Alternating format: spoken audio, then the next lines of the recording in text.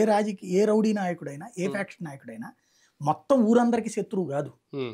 వాళ్ళ అనుచరులు చేసే దుర్మార్గాలు ఒక 10% మంది బాధితులు మిగులుతారు. ప్రత్యర్థి పార్టీకి ఎప్పుడు శత్రువే. అంతే. ప్రత్యర్థి పార్టీకి ఎప్పుడు శత్రువే. కానీ ప్రజలలో ఎక్కువ ఆదరణ ఉండబట్టినే కదా ఇలా ముగ్గురు గెలవగలిగింది. అది అవును, అది ముఖ్యం. పర్సంటేజ్ చూసుకుంటే వీళ్ళు ఎక్కువ. కానీ అంటే ఎన్నాళ్ల పాటు పెద్దిరెడ్డి రామచంద్రారెడ్డో లేదంటే ఆయన నియోజకవర్గంలో ఆయన కొడుకు వీళ్ళందరూ చేసిన అరాచకాలకి ఇప్పుడు చరమగీతం పాడే పరిస్థితి వచ్చింది అనేది వీళ్ళు చెప్తున్నమాట. బాధితులు బయటికి రావడం, ఒక ధైర్యం, ఒక భరోసా కూడా వచ్చింది ఎన్డీఏ ప్రభుత్వం వచ్చాక. అదే చూడాలి. అంటే ఇప్పుడు నెక్స్ట్ ట్రిప్ ఓడిపోతే అది కరెక్ట్ లేదు. ఇప్పుడు అనుకోండి ఫ్యాబ్రికేటెడ్. అంటే ఇప్పుడు ఎట్లా వచ్చారు, ఎన్నాళ్ళు ఎందుకు రాలేదు? అంటే 14-19 ఎందుకు రాలా? అంటే అక్కడ అధికారంలో ఆయనే ఉన్నాడు కదా, ఎమ్మెల్యే అధికారంలో ఎమ్మెల్యేగా ఆయనే ఉన్నాడు కదా. ఇప్పుడు గెలిచాడు కదా. ఇప్పుడు ఓడిపోయాక వస్తే మీరు అన్నట్టు కరెక్ట్. కానీ ఇప్పుడు గెలిచాకే వస్తున్నారుగా. అంటే ఇదివరకు ఏంటంటే చంద్రబాబు పట్టించుకునేవాడు కాదు.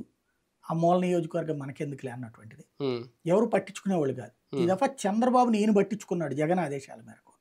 కాబట్టి చంద్రబాబు నాయుడు ఈయన పట్టించుకుంటున్నారు. రకంగా బాబే కసి మీద ఉన్నాడు కాబట్టి ఇవాళ అందరూ వచ్చి ఆయనకి సంబంధించినటువంటి తప్పులన్నిటి ఎత్తి చూపెడతారు.